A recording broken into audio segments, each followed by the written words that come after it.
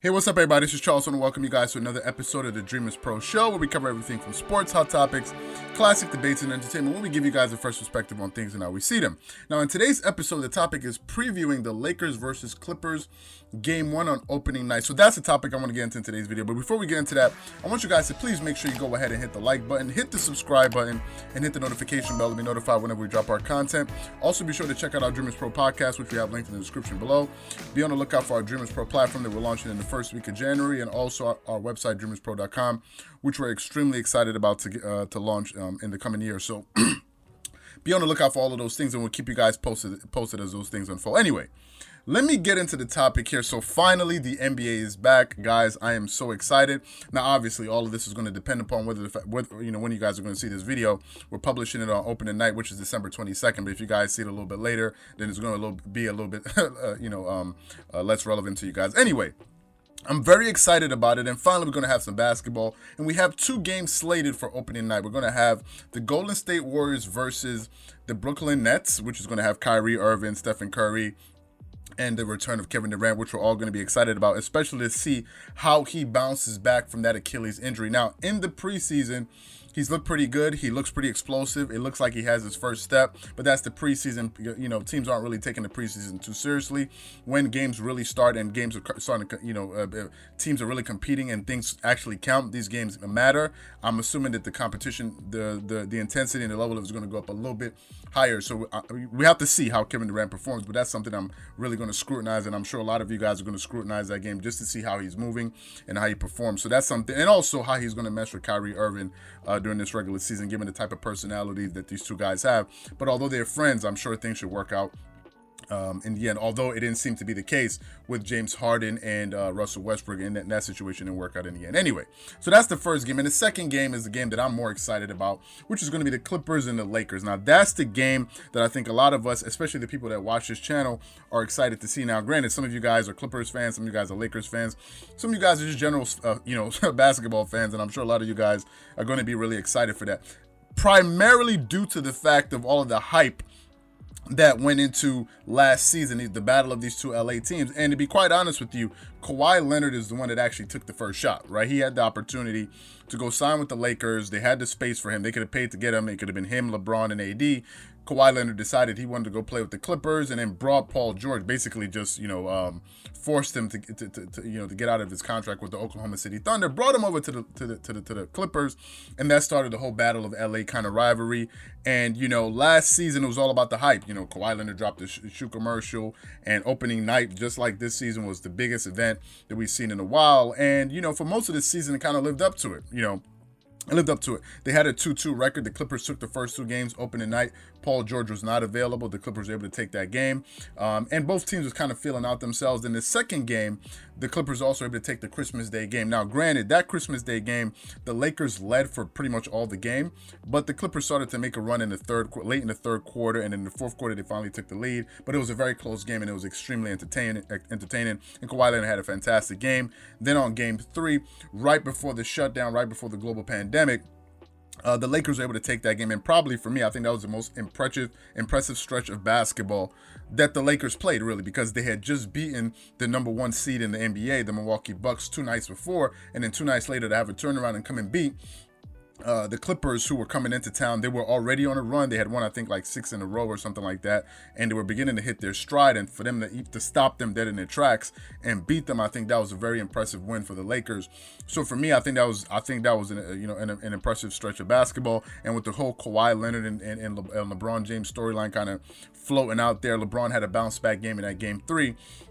And then ultimately, they kept the thing going. And then, before the NBA, during the NBA bubble, the Lakers were able to take the fourth game, and they ended up having a 2-2 regular season series record. So the Clippers took the first 2, the Lakers took the next 2, which all of you guys are well aware of. Now, in the bubble, in the playoffs, that's when things fell apart, because the Lakers were able to hold up their end of the bargain.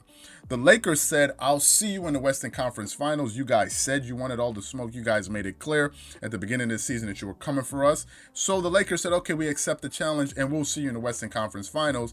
And the Lakers made it there, but the Clippers did not. The Clippers got through the first round, and in the second round, up 3-1 against the Denver Nuggets, a series that they could have pretty much closed. They did not close.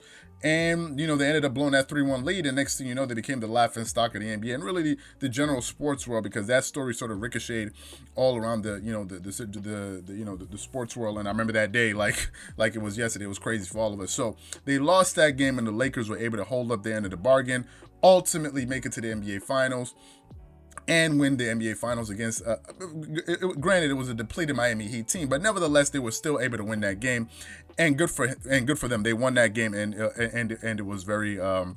It was very good to them. Now, good for them. Now let's look at this. Let's look at this game going into this season for Game 1. Now, this season, things are going to be a little bit different because the Lakers are going to have momentum. They're already the NBA champions.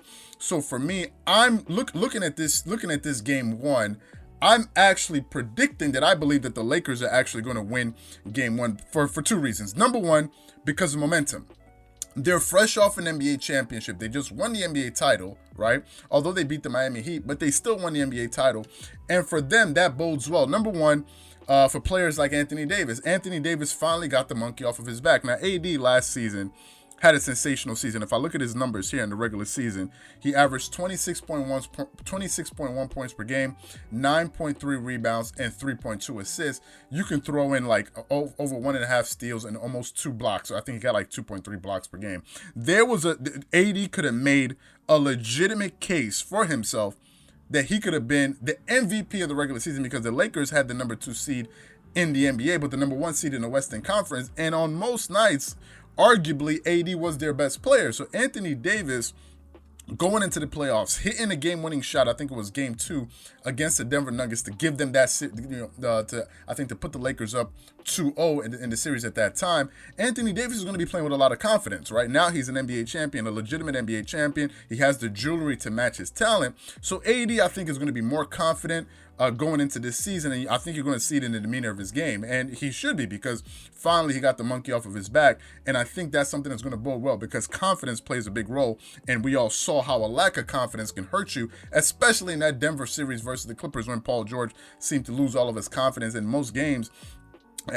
Stretches in that game, the guy refused to shoot. So he's going to be there. LeBron James had a stellar season as usual, averaging 25.5 points, 7.8 rebounds, 10.2 assists. Now, I don't think LeBron is going to try to lead the league in assists this season. I mean, he's done it for his career. Who knows? But I don't think that's something that he's going to do. But I still think he's going to be solid, because LeBron James keeps himself in tip-top shape, keeps himself in fantastic shape.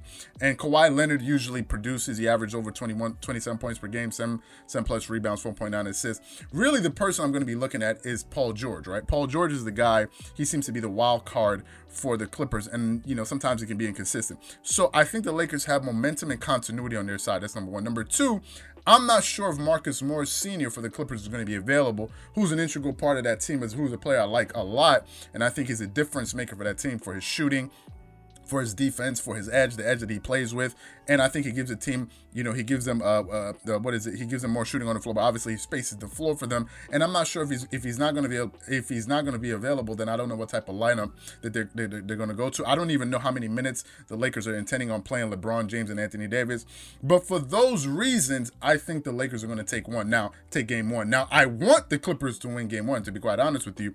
And I'm not saying that they can, because they absolutely can, because last season Paul George wasn't even available for Game 1, and Anthony Davis and LeBron James were there, and the Clippers still took Game 1 anyway, right? So it's going to be interesting. Now, obviously, the Lakers are going to have some question marks with some of the new additions like Dennis Schroeder and these guys, Marc Gasol, and to see how these guys kind of blend in that system. But for me, I think the Lakers are going to take Game 1, but I do want the Clippers to take Game 1. So what I want to know from you guys is quite simple. What predictions do you have? Who do you think takes Game 1 tonight between the Lakers and the Clippers? Do you think it's going to be the Clippers or the Lakers?